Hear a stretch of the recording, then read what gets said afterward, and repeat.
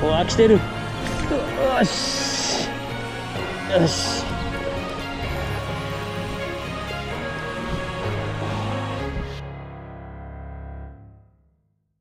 ご視聴ありがとうございます。今回はエギングの経験はあるけど、まだ釣ったことがないという方向けの動画となっています。みんなどうしてるんだろうとか、なんで釣れないのかなと悩んでいる人は必見です。僕の場合、最初の一杯にたどり着くまでに相当時間がかかりました。だからその一杯がめちゃ嬉しかったし、その時の苦労が本当によくわかります。そんな方にお役に立つ動画となっていますので、最後までご視聴のほどよろしくお願いします。今回は日中の秋エギング編となります。結論から言うと、秋エギングは 2.5 から3号の沈降速度の違うエギで、猛アピールすれば釣れるということになります。今回はこのような構成で話していきます。1、釣る場所。2、使用するエギは 2.5 から3号。3、釣り方。一つずつ説明します。まず釣る場所です。いきなり初級者の方には磯はおすすめできません。やっぱり足場の良い堤防や漁港、サーフをおすすめします。そして秋エギングなのであまり深くなくて大丈夫。水深1メートルでも OK です。まず墨跡を探してください。墨跡はそこで釣れた証だからです。ただし新しいのか古いのかを判断する必要があります。濃ゆい、薄いで釣れたタイミングが予測できます。ワンドと言われる奥まった場所や防波堤の先端や曲がり角はもちろん、イカが身を隠せるストラクチャーや海中、海底の変化点もポイントとなります。ただ、場所によっては正確なキャストが求められる場面があるので注意しましょう。二つ目、使用するエギは 2.5 から3号がおすすめです。同長10から20センチの秋イカは、その日の活性次第でエギサイズに関係なく抱くことがあるけど、一般的には小型エギが有効だと言われています。2.5 号より小さいエギもありますが、飛距離、操作性、イカの大きさなどの点から、2.5 から3号がちょうど良いからです。持っていくエギを絞るとすれば、5本ぐらい用意すれば良いと思います。具体的には、2.5 号なら2本、内訳はお好きなメーカーのエギと山下のエギをサーチ。3号なら3本、お好きなメーカーのシャロータイプとノーマルタイプ、そして山下のエギをサーチです。どちらも山下のエギをサーチが入っています。これはサーチの沈降速度が他のメーカーより速いからです。サーチはさらにラトルが入ってるし、フラッシング効果が備わっているので、警戒心が薄く好奇心旺盛な秋イカにはもってこいのエギだからです。イカを釣るコツの一つにエギをローテーションすることが挙げられます。サイズ、カラーだけでなく、そこに沈降速度を加えると、さらに超過アップにつながります。イカは速いホールに反応しやすいということを知っている山下ならではのエギ展開だと思います。だからサーチは持っておいて損はないエギだと言えます。3つ目の釣り方です。秋イカを釣るコツは、エギをバンバンしゃくって、エギの存在を気づかせることにつきます。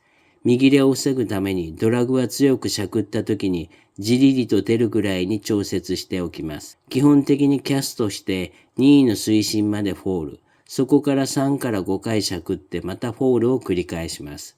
フォールは大きく分けてフリーとテンションがありますが、まずはテンションホールで釣ることを心がけましょう。テンションホールはしゃくった後、竿先を海面に向け、エギの重みを感じるまで糸ふけを巻き取って、ロッドとエギがまっすぐになる状態でホールさせるというものです。フォール中は竿先とラインに集中してください。イカがエギを抱けば、竿先やラインに違和感を感じることがあります。具体的には引っ張られたり、ラインがたるんだりします。来てるよね。ほら、やっぱり来てた。この時ロッドを立ててフッキングしてください。ぐっと重みが乗ればヒットしたとわかります。ヒットしたらロッドは立てたままで、リールをゆっくり一定速度で巻いて寄せてください。足元まで来たら、抜き上げられるかどうか、フッキングの状態を確認してください。仮にヒットしてなくても、通常のしゃくりと同じことになるので、次のしゃくりやフォールと絡めてイカを誘い続けてください。せっかくヒットしたイカをばらさないように寄せるには、ポンピングではなく、ロッドを立てて一定速度で寄せることを強くお勧めします。エギにはカンナに返しがないので、バレやすいからです。だから慣れるまで一定速度で寄せるようにした方が良いと思います。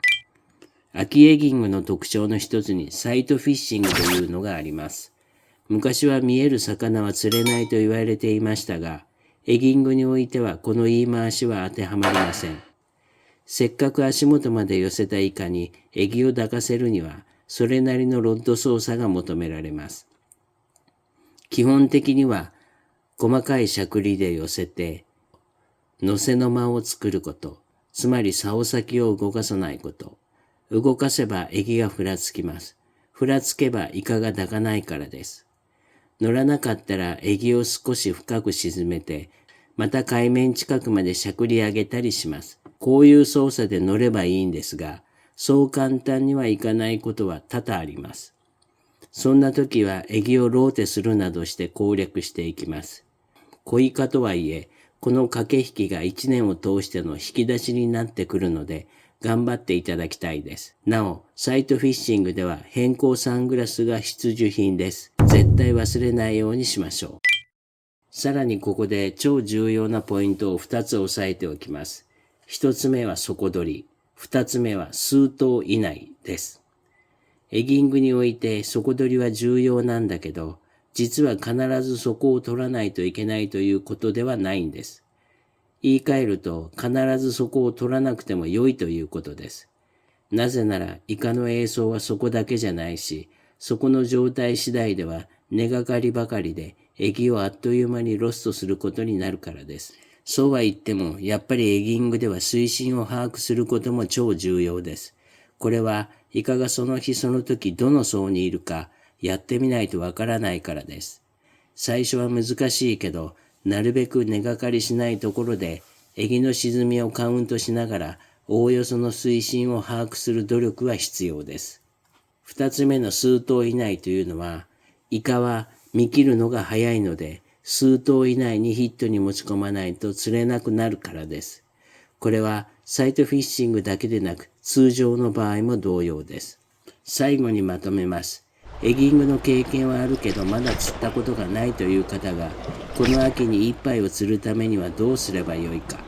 一つ目、墨跡を探すこと。仮に墨跡がなければ、何か構造物の変化点などをチェックすると良いです。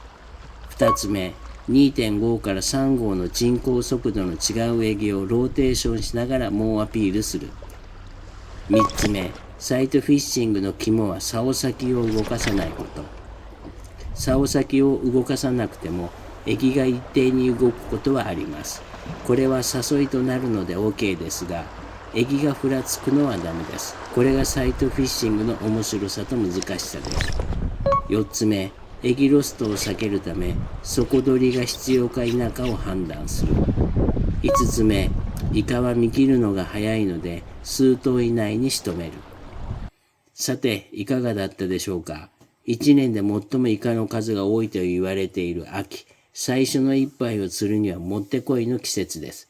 活性の高いイカを求めて乱眼するのも秋の特徴の一つです。ぜひ頑張って釣っていただきたいと思います。